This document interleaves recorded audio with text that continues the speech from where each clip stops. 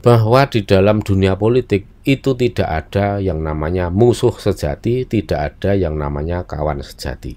Seorang musuh sejati atau kelompok musuh sejati bisa saja dalam waktu yang sangat cepat nanti akan berubah menjadi kawan. Namun sebaliknya, yang tadinya kawan dalam dunia politik, tapi besok lusa sudah akan berubah menjadi lawan. Bagaimana seorang Kanjeng Sultan Hadiwijoyo kok digambarkan kok meng diomongke ngombe dawet itu. Ini kalau sampai benar-benar dinyanyikan Farel, ini akan menuai kontroversi dan akan menjadi bumerang bagi Pak Presiden sendiri. Tapi mungkin para leluhur dan kekuatan keberuntungan, energi keberuntungan masih menaungi Pak Jokowi maupun Farel, menjadi suatu peristiwa yang cukup menegangkan bagi saya pribadi. Karena apa? Karena saya pribadi menilai bahwa lagu Joko Tingkir ini, bagi saya pribadi ini sangat kontroversial lagu ini. Karena apa? Para pemirsa YouTube Surya KKS yang budiman di seluruh Nusantara, bahkan dimanapun saudara berada, salam sejahtera, salam kebajikan, Om Swastiastu, Namo Buddhaya, salam rahayu. Semoga kita semua dalam keadaan sehat berkas waras, ayam tentrem, lancar rezekinya, tansah pinaringan sih wiloso, saking ngersaning Gusti ingkang Maha Agung.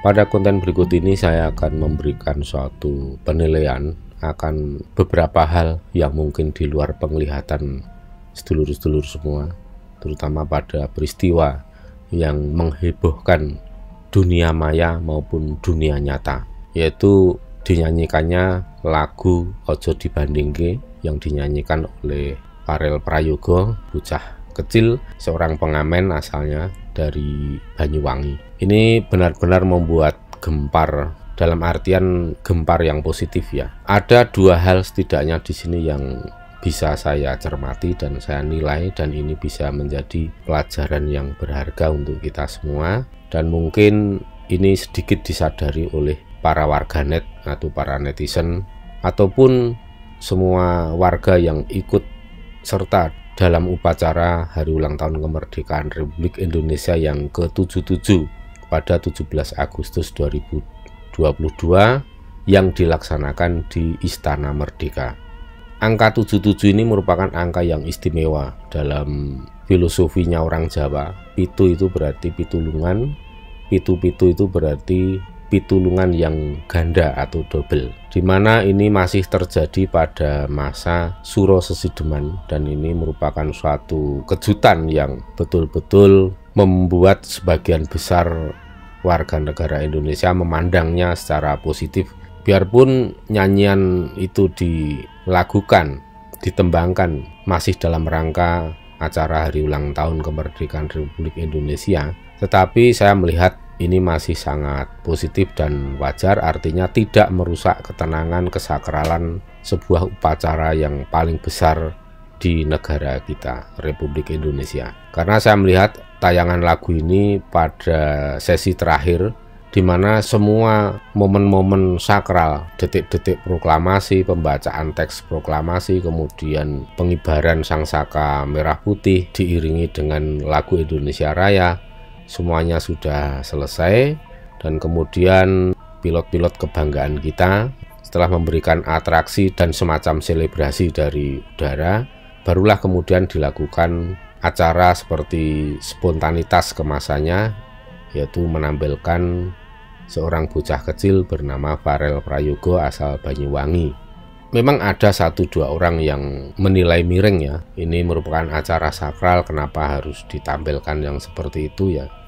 Kalau saya pikir ya, sesi-sesi sakral sudah berlangsung dengan hikmat dan sukses lancar, kemudian menjelang endingnya atau penutupannya baru ditampilkan, dan ini merupakan suatu gebrakan baru ya, dimana hal ini sangat-sangat berguna untuk membuat kompak para pejabat, kemudian jajaran-jajaran petinggi negara, termasuk para tamu undangan, tamu-tamu VIP, semua berbaur dalam rasa sukacita sejenak untuk menghilangkan berbagai macam beban yang selama ini benar-benar menekan ya, apalagi saat ini kepolisian Republik Indonesia tengah dirundung oleh masalah-masalah yang cukup besar. Dan ini saya kira upaya Pak Jokowi untuk memberikan spontanitas seperti ini sungguh positif, karena kita melihat jajaran-jajaran pejabat tinggi negara, kementerian, kepala BUMN, semuanya bisa berbaur dan terlihat ceria dan bisa cair suasananya. Suasana yang cair ini yang diharapkan oleh Bapak Presiden, karena dengan adanya suasana yang cair, yang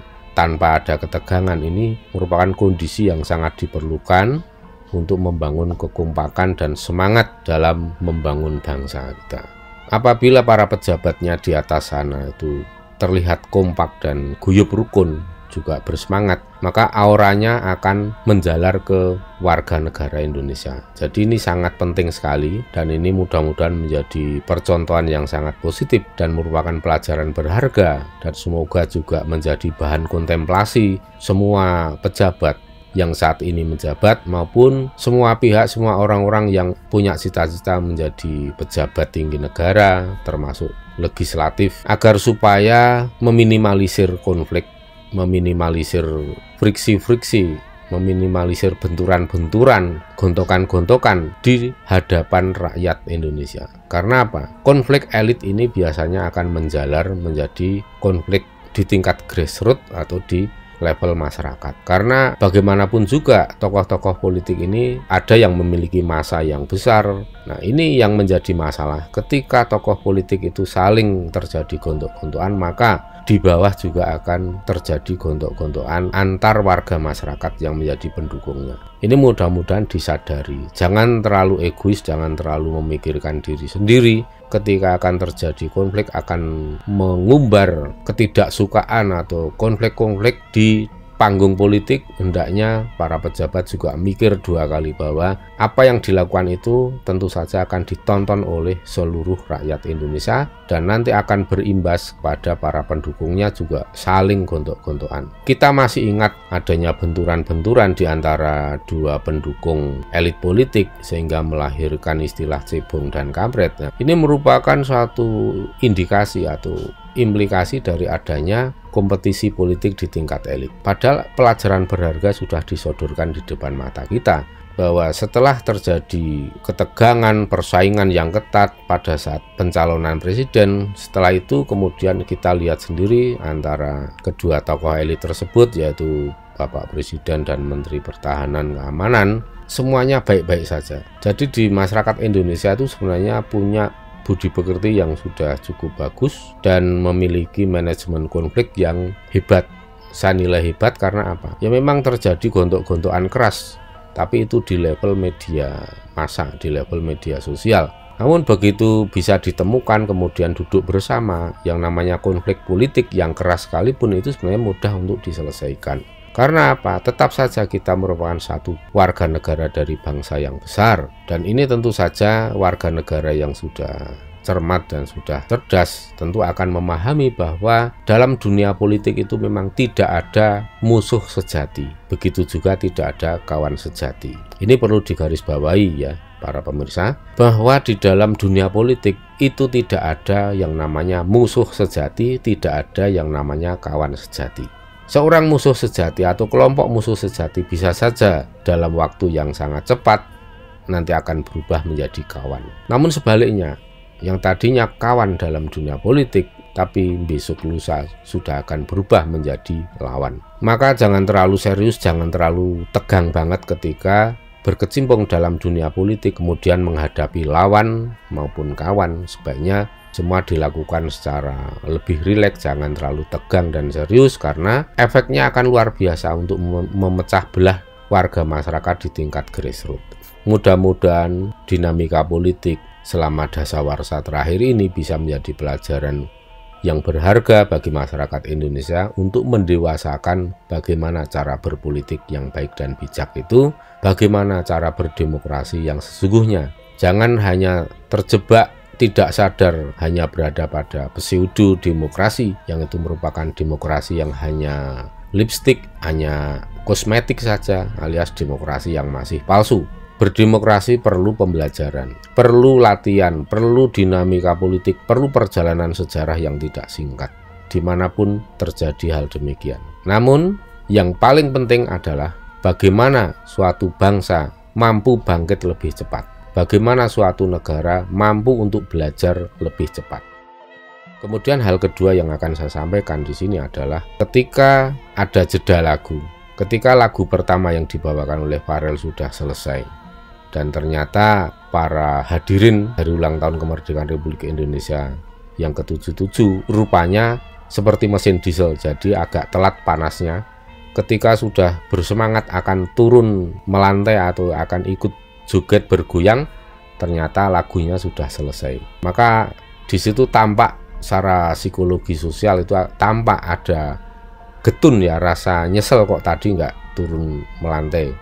Nah, maka dari situ keadaan ini dibaca oleh Pak Presiden yang kemudian pesan kepada Farel Prayogo untuk sekali lagi membawakan sebuah lagu dengan judul yang berbeda. Pak Presiden request lagu yang berjudul Joko Tingkir, dan menjadi suatu peristiwa yang cukup menegangkan bagi saya pribadi. Karena apa? Karena saya pribadi menilai bahwa lagu Joko Tingkir ini bagi saya pribadi ini sangat kontroversial lagu ini. Karena apa? Saya mencoba untuk menyanyikan lagu Joko Tingkir Ngombe Dawet itu, saya teringat seorang raja besar di tanah Jawa yang bernama Joko Tingkir, yang tidak lain adalah beliau Kanjeng Sultan Hadiwijoyo, yaitu Raja Pajang yang terakhir ya. Ketika saya membayangkan beliau Kanjeng Sultan Hadiwijoyo kok ngombe dawet, coba panjenengan para pemirsa sekarang bisa membayangkan seorang raja yang besar, Kanjeng Sultan Hadiwijoyo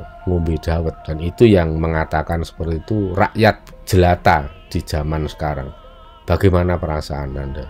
Saya melakukan perenungan, melakukan kontemplasi. Ini lagu ini kalau dinyanyikan benar-benar bikin miris ya perasaan saya. Jadi bagaimana seorang raja yang besar tapi kemudian hanya dipakai untuk kata-kata sebuah lagu, dan itu dengan arti yang betul-betul begitu pasaran, dan saya kira ya gimana ya, saya mau mengatakan malah bingung sendiri ya. Katakan ini artinya itu recehan banget atau sangat rendah itu, hanya untuk selengean tepatnya gitu. Jadi seorang raja yang besar tetapi hanya dipakai untuk sebuah lagu, dan itu sangat selengean ya, karena ya walaupun itu merupakan pantun dan arti pantun itu ada ya, tapi benar-benar kenapa nggak pakai nama-nama yang lain yang tidak bersinggungan dengan tokoh-tokoh besar, tokoh yang sakral. Pada kesempatan ini menghimbau pada semua seniman, baik itu pencipta lagu, musisi, penyanyi, mohon untuk sebaiknya tidak usah menyanyikan lagu ini, atau ini ditarik dari pasaran, atau kalau mau monggo yang menciptakan lagu Joko Tingkir ini mau mengubah judulnya, juga mengubah teks yang menggunakan kata-kata Joko Tingkir itu diubah dengan yang lain. Kan masih banyak nama-nama yang sekiranya itu lebih populis gitu ya, lebih memasyarakat, lebih ke grassroots, itu saya kira tidak akan menimbulkan suatu kontroversi. Maka di sini, nah ini mudah-mudahan ini bisa direspon oleh pencipta lagu dan para musisi dimanapun. Dan sekali lagi saya himbau, karena ini sudah terlanjur menjadi lagu di pasaran yang cukup populer, saya himbau agar supaya para musisi, para penyanyi tidak usah menyanyikan lagu ini. Coba kalau mau menyanyikan lagu, ada permintaan atau request, coba untuk berpikir bagaimana seorang Kanjeng Sultan Hadiwijoyo kok digambarkan kok meng diomongke ngombe dawet. Itu kan benar-benar selengean ya. Coba perasaan Anda, tepak-tepak awak lah istilahnya. Coba mengaca, nanti apa yang saya rasakan pasti nanti akan bisa panjenengan rasakan pula. Dan pada saat Pak Presiden request lagu itu, mungkin Pak Jokowi sendiri belum begitu memahami artinya seperti apa lagu itu, hanya mungkin melihat bahwa lagu itu sedang populer. Joko Tingkir. Izin Pak sekali lagi ya. Tapi saat itu saya memang benar-benar tegang dan genting rasanya itu. waduh ini kalau sampai benar-benar dinyanyikan Farel, ini akan menuai kontroversi dan akan menjadi bumerang bagi Pak Presiden sendiri. Tapi mungkin para leluhur dan kekuatan keberuntungan, energi keberuntungan masih menaungi Pak Jokowi maupun Farel, maka saat diputer musiknya, karena saya lihat itu bukan live musik ya yang mengiringi itu, tapi hanya MP3 saja ya. Nah ketika coba diputer musik karaoke-nya untuk Joko Tingkir itu ternyata keliru, itu bukan lagu Joko Tingkir.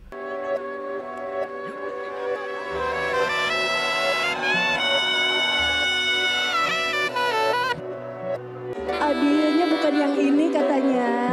Dan masih coba untuk dicari-cari mungkin ya, dan waktunya jedanya cukup lama, para hadirin menunggu sampai Farel menyanyikan lagu itu, dan akhirnya tidak berhasil. Saya memang betul-betul berharap jangan sampai ini terjadi, jangan sampai ini terjadi. Karena apa?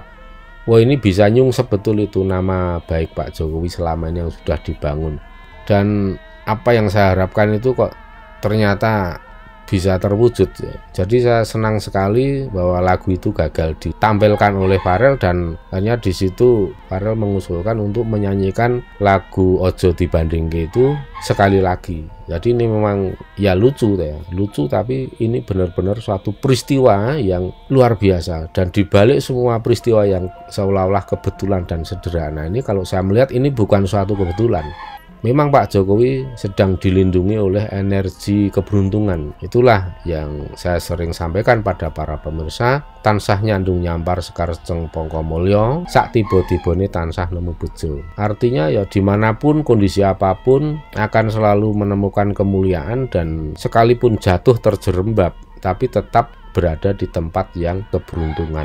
Inilah yang disebut juga sebagai ngelmu kabejan, dan akhirnya tidak terjadi suatu noda apapun selama melangsungkan peringatan hari ulang tahun kemerdekaan RI yang ke-77. Artinya Pak Jokowi, Farel sebagai penyanyi, dan semuanya warga masyarakat, para hadirin dan bangsa Indonesia dilindungi. Dan inilah saya melihat adanya keterkaitan antara angka 77 yaitu pitulungan double dan adanya peristiwa seperti yang saya sampaikan tadi, yaitu lagu Joko Tingkir gagal dinyanyikan. Dan itu merupakan keberuntungan untuk kita semua, untuk bangsa Indonesia, dan tentu saja menjadi kekecewaan bagi semua pihak yang tidak suka dengan Presiden Jokowi ataupun semua lawan-lawan politik Pak Jokowi. Demikian yang bisa saya sampaikan pada para sedulur-sedulur semua. Semoga kita lebih cermat dan lebih waskito permono untuk mencermati berbagai macam hal, agar supaya apapun tindakan dan rencana kita ke depan itu bisa semakin bijaksana, pas dan benar, tepat sasaran dan sesuai dengan target yang kita rencanakan. Demikian yang bisa saya sampaikan. Pulih lebih cepat, bangkit lebih kuat. Suro diraja ningrat lebur dening pangastuti, Nusantara teman Jaya Wijayanti. Rahayu sagung titah.